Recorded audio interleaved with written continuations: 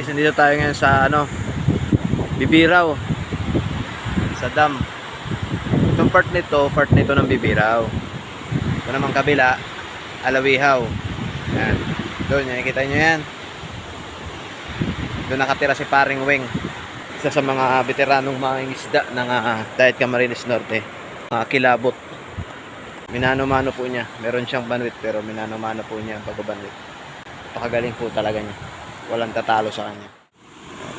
Ang ginamit niyang bahog ay ang Bayo 2.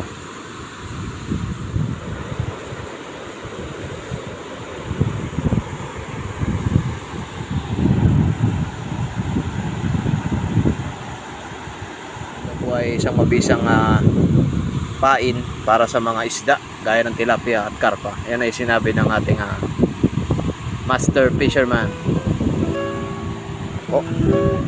May makarami tayo ng manok yung gano.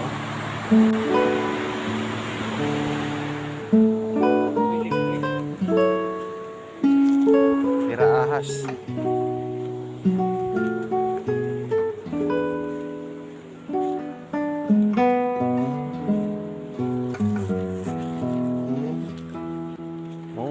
Diyan ka balilay.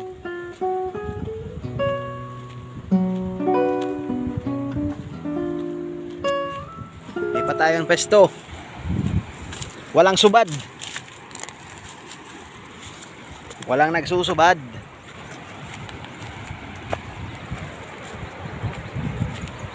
Yan, dito magaganda dito sa lugar na ito.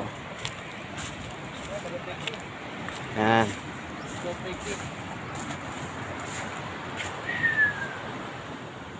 Ano? 90, basta din na ako nag-school 1961 siguro to. Pero inot na hinistara ko, takas. Bakal sa lumbas ugo, dapat duman naman.